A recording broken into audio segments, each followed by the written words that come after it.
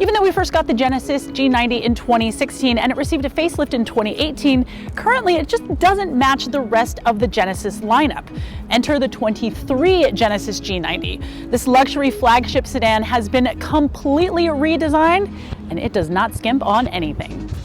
Okay, let's start up here in the front. I really like that we have this new double-bladed headlight design that surrounds this layered grille. It gives it a really nice 3D effect. I enjoy that we've got a clamshell hood, so there's no panel gap here that mars the fender line, and it really helps bring a lot of attention to the continuation of the double-bladed line that comes here and stops right at the door. Along the profile, I've got a nice bold strip of chrome, and then coming along the back, again, you've got those two-line design horizontal elements in the elongated taillights with a stretch of lighting below it. Honestly, these days I think that Genesis is putting out some of the most beautiful vehicles on the road, and this G90 really cements my opinion. I mean, it is just gorgeous. You can expect a lot of luxurious interior materials here in the G90, but what I really love about this particular car is that it has this crushed carbon fiber with a G matrix inlay. I mean, it is so distinctive and really, really beautiful. The center console has got a lot of glass and aluminum features here, and I love that the driver gets all kinds of screens. I mean, we've got a giant digital gauge cluster, a really large infotainment screen, and my favorite, massaging seats. Now, we will not get the long wheelbase here in the States, but as it stands right now, this car is pretty long, and I have a feeling that some folks, they might want to be driven in their G90 as opposed to drive it. And as such, the back seat is where it's at.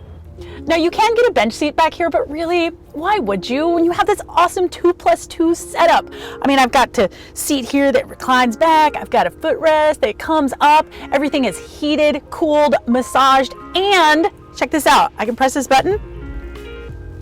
Oh, look, no hands, it closed for me.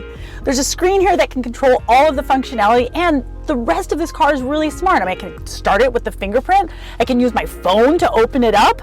I've got a dash cam that can stream to my phone, and it can even park itself. I mean, there's just so much great technology in this car. Oh, here's the thing. This center armrest here, there's UV light in it. So I can take my phone, I can put it in here, boom, no more COVID, right? It's cool. Now, we don't have a confirmed powertrain yet, but I'm pretty sure that we're going to be seeing the 3.5 liter twin turbo V6, but we also might get a hybrid option as well. That should be mated to an 8-speed automatic transmission and be available in either rear or all-wheel drive.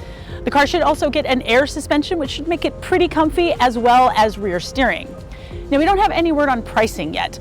The current G90, it starts at right around $75,000, but this car has got so many more features. I know it's going to be a big price bump, but I can tell you that Genesis is really good at offering a ton of value for their vehicles. So the question is, will this car approach 6 figures? We're going to have to wait and see. Okay, I know your first choice for prettiest sedan is this G90 because it is the business, but I want to know what your second choice is. For me, Mercedes-Benz S-Class. Let me know in the comments, and as always, be sure to like and subscribe.